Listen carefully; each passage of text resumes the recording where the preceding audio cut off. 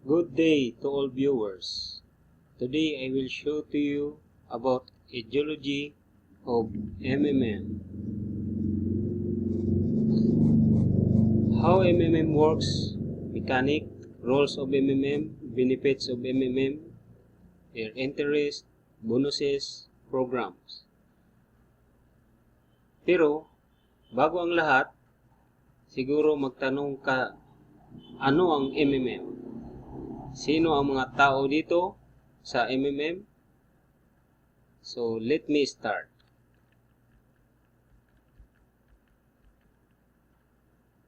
Sergey Mabrudi is a founder of the MMM Social Financial Community. MMM is sure to be his life work, but not the only one. Sergey Mabrudi, having a degree in mathematics, worked as a programmer and took part in the development of the first operating system. The company he founded was one of leading computer equipment distributors in Russia. He was a deputy of the Russian parliament. His literary works were published and they are sold in bookstores. Two of his screenplays were made into movies. His poems were turned into songs. What is MMM? MMM is not a bank. MMM does not collect your money. MMM is not an online business, hype, investment, or MLM program. MMM is a community where people help each other. MMM gives you a technical basic program which helps millions of participants worldwide to find those who need help and those who are ready to provide help for free. All transferred funds to another participants are your help given by your own good will to another one, absolutely gratis. MMM Global Community is MMM is mutual aid fund. MMM is not a business or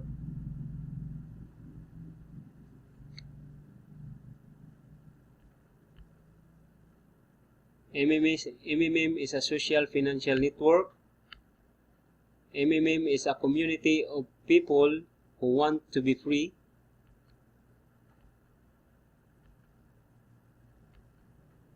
What does MMM stand for? MMM is a global mutual aid fund, World People's Bank, financial social network, or any definition whatsoever. The point is not in the title. The bottom line is that this is a voluntary informal association of millions and millions of people throughout the earth, rebelled against the financial slavery, chose to declare war against the Fed and banks, and to win this war, and for this aim they have consolidated their capital even though there are small amounts, owing to a great number that is millions of people. It's already the power, awesome and invincible power growing every day. Actually, people don't need a lot of money. They need consciousness that they have it. Confidence in tomorrow's day is what everybody really needs. It is just MMM that gives this confidence. It gives a feeling of partnership that you are not alone.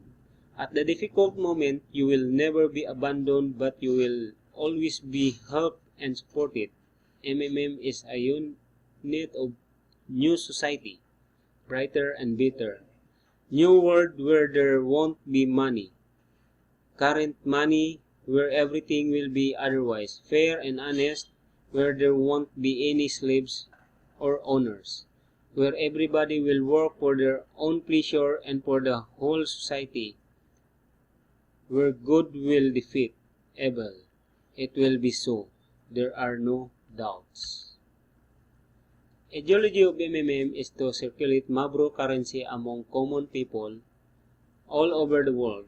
We are now treating Mabro as an alternate to the US dollar, which is currently controlled by the Federal Reserve System, owned by the Rothschild family. Mabro is controlled by each and every participants of MMM all over the world. Participants has the right to grow his Mabro in his virtual cabinet. If we want to be successful in creating Mabro as world currency, we need to recirculate Mabro in a big way. Why do bankers work less and earn 100 times more?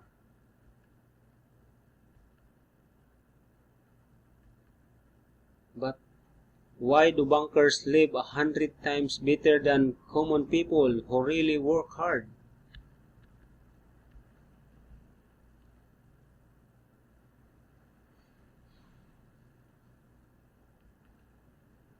The ideology of MMM is inhumane, unfair, unjust, all about money. So what is money? Now we move on to money. Of course, money is not any measure of labor. These are fairy tales for idiots. Otherwise, you would live like a lord, or maybe you don't work much enough. Unfortunately, money is just a tool to hold all of us in slavery. We are all slaves of money. More precisely, we are slaves of those who print money. They are our master. In fact, nothing has been changed at all during all these centuries on earth.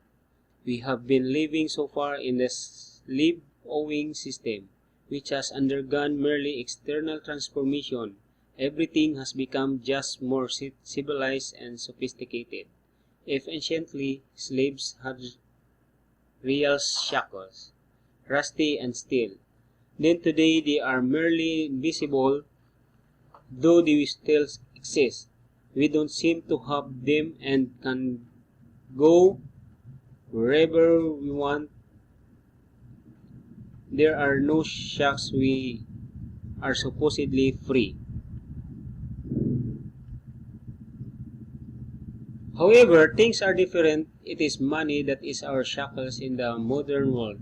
In practice, none of us is free. Freedom is an illusion. Money, that's the point. We are really nothing without money. We need a home, clothes, foods, and cannot live in a cave, and even to go hunting we need money now. It is necessary to have money everywhere because everything around us is just for money. You cannot make a single step without it.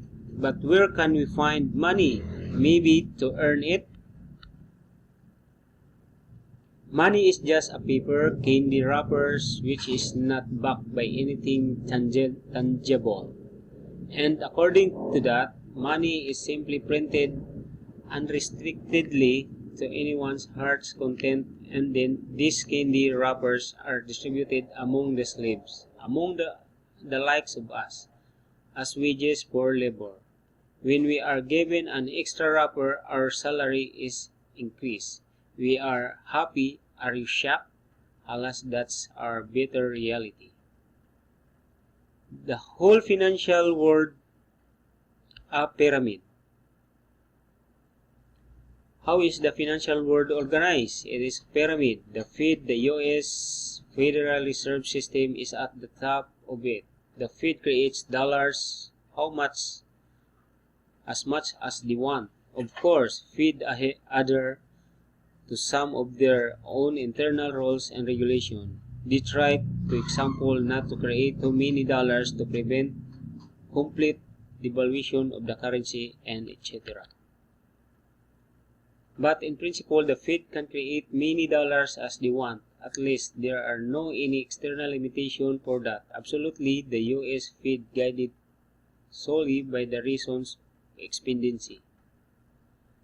The lower levels of this global pyramid are the central bank of different countries. All other local national banks are situated on even lower levels. Of course, all of this is slightly simplified, but in general, everything reflects an overall picture. Actually, why do we need banks?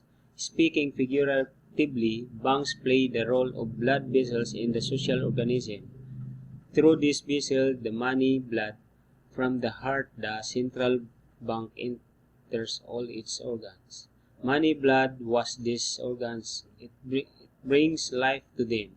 Such an interesting comparison. How does it work? People exchange their spare money to improve their well-being. Today you help someone, tomorrow someone else will help you. Direct money transfer among the participants. Everybody gains from this new trustful financial relationship. MMM is a community of people providing each other financial help on the principle of gratuitousness, reciprocity, and benevolence. In MMM, you don't have to make contracts or pledge your property. In MMM, there are no lenders and no debtors. Everything is very simple. One participant asks for help, another one help. The only thing that MMM demands from its participants is to be honest and kind to each other. You ask for financial help when you need it. You give financial help when you are able to do it. MMM advantage: 30% per month for your help in MMM, plus 10% referral bonus for help made by people you invited to MMM, your friends, relatives, acquaintances, etc. MMM managers benefits: 5% from first level participants' contributions, those who you consult; 3% from the second level participants' contributions, those whose managers are your first level participants; 1% from the third level; 0.5% from the fourth level; 0.3% from the fifth level; 0.1% from the sixth level; 0.05% from the seventh level; 0.03% from the eighth level; 0.01% all the next level. MMM have a plan for you. In fact, a human being doesn't need a lot of money. It is important the awareness that he has them. The only thing that is really necessary for everyone is the confidence in the future. MMM just confidence to people. It gives the feeling of complicity that you are not alone. You will always help in tough times. You won't be left alone. MMM is the unit of new society, a brighter and cleaner society. It is the unit of new world where the money won't exist, where everything will be different, honestly and fairly. There will be no slaves and no masters, and everyone will work for pleasure and for the benefit of society. And the good will conquer the evil finally. Everything will be in that new world. Welcome to the system of MMM. We are waiting for you. We can do a lot, and we will change it. Everything will be MMM. Financial apocalypse is inevitable. Come join MMM Global Philippines.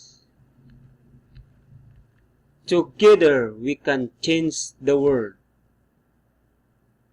Rules and regulations of Mabrudi Mundial Movement Global. Just type the links. Google browser rules and regulation of MMM. Thank you and God bless. To God be the glory.